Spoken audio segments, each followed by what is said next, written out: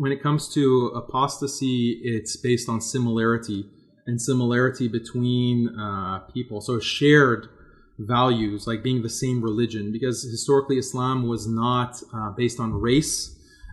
Islam did not have ethnic and racial conflict like you'd see in other empires, like the Roman Empire and so forth, because it wasn't racial or ethnic. It was on the basis of similar religion. So this is a source of order and cohesion as well. And those who basically leave the religion, they pose a major threat to that social order and that social cohesion. And this is a very violent act to leave the religion, because all of society is based, that cohesion and order, there's not a top-down structure that is imposing like you see in the West and in the modern nation state. You have society that has this logic of cohesion because of shared similarity in religion.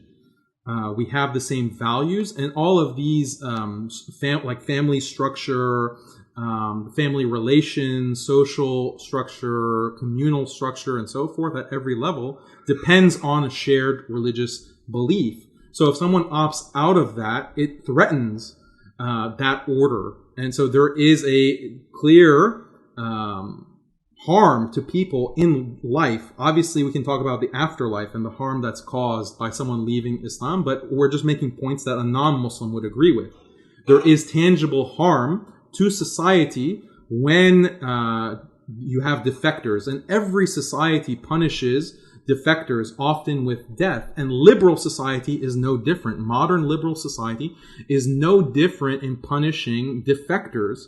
And we see this to this day, but definitely throughout the colonial period, that the liberal colonizers, when they take over certain territories, they punish with death, with imprisonment, anyone who speaks out against the liberal secular order and the colonial powers. We saw this throughout North Africa, in the subcontinent. Millions of Muslims were killed because of their opposition, their ideological opposition to liberalism. Okay, so they defected from the colonial power. The liberal powers justified that, look, we are trying to maintain our power, therefore we have to kill these defectors, because if Muslims start speaking against us, the colonizer, then they're going to, we're the minority. They're going to band together and they're going to overthrow us. They're going to fight jihad against us and expel us. So we cannot allow any dissension and defection. We have to punish things like disrespect to the French symbols or the British symbols, disrespect to British values or French values or Dutch values.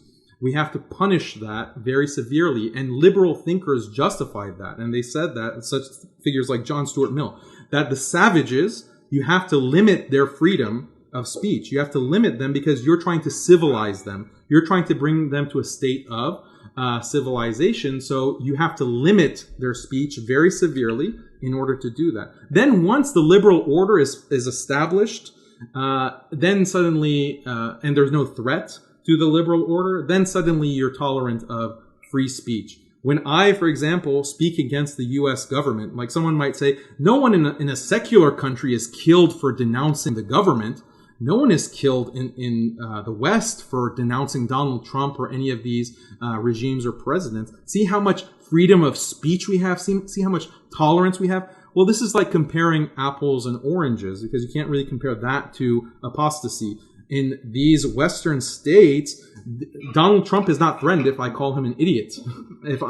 Donald Trump and the U.S. regime is not threatened by me speaking out against them. If I were to reach a position and more people were thinking about going against the government, then the government would crack down. Then suddenly free speech is no longer allowed. So it's very convenient of the West and of liberal regimes that when their power is not secure, they do not allow free speech. In fact, they kill people, they kill defectors, and then once they've entrenched power, then they'll allow things that don't actually threaten their power. Whereas in Islam, apostasy is a major threat to the individual individual's happiness, his family's happiness, his community's happiness.